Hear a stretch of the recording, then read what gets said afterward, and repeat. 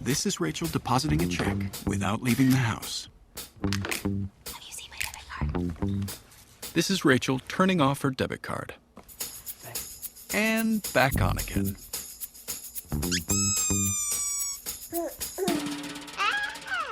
This is your right here, right now bank. This is Wells Fargo.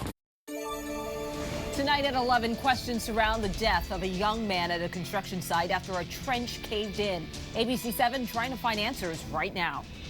And ready to hear from Robert Mueller. If we had had confidence that the president clearly did not commit a crime, we would have said so. Well, that was his last day as special counsel, but we are on the eve of one of D.C.'s biggest days. Everything you need to know before Robert Mueller is sworn in.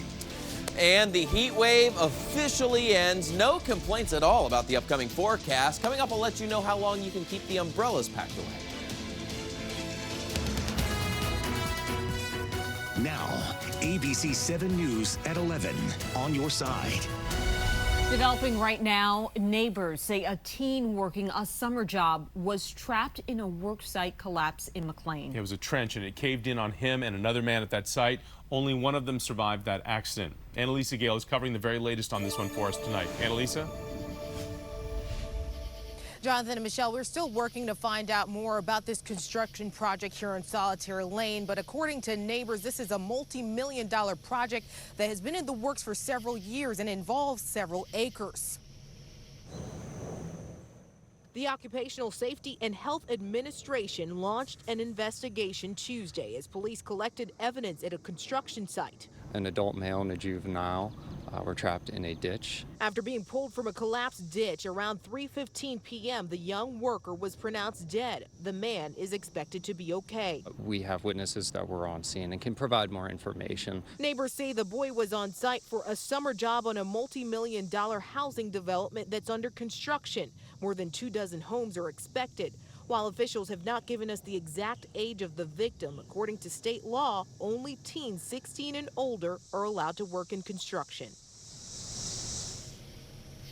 And we're waiting for autopsy results to determine the boy's exact cause of death. We reached out to the developers named by neighbors. So far, we have not received a response. Live in from McLean tonight, Annalisa Gale, ABC 7 News. Annalisa, thank you. The stakes are high on the eve of what is one of the most highly anticipated congressional hearings we have seen in a very long time. Former special counsel Robert Mueller will appear before 2 congressional committees. Nancy Chen is here right now with the political drama unfolding tonight. Nancy. Jonathan and Michelle, congressional Democrats have been pushing for this testimony since Mueller wrapped up his nearly 2-year-long investigation into Russian interference in the 2016 election. That was back in March. And we're learning tonight that Mueller's former deputy, Aaron Zebley, will sit next to Mueller at the hearing. However, he will not be testifying, which is something Republicans say could have jeopardized the hearing. Democrats argue Wednesday will change public perception of the president's alleged criminal conduct. The president, though, calls it a waste of time.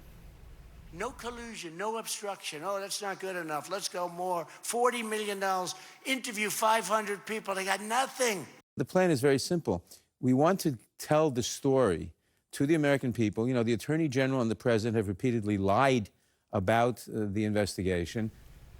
And tomorrow, Mueller is set to appear before the House Judiciary Committee in the morning and the Intelligence Committee around noon. ABC News coverage starts at 8:15 in the morning with a special report. You can also watch the entire testimony on our sister station, WJLA 24/7 News. In the meantime, Jonathan, back over to you. All right, Nancy. Well, a significant portion of the Mueller report outlined Russia's interference in the 2016 election. But on the Hill today, FBI Director Christopher Wray told the Senate Intelligence Committee that Russia is still meddling in the current election cycle. Listen.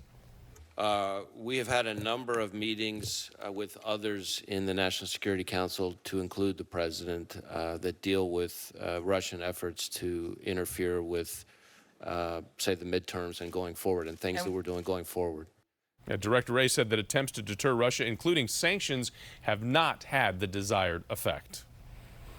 All right, so here is something we haven't seen in almost 2 weeks. Some long sleeves and pants. Despite the clouds and the drizzle, today was much more enjoyable than the heat wave, which is now over.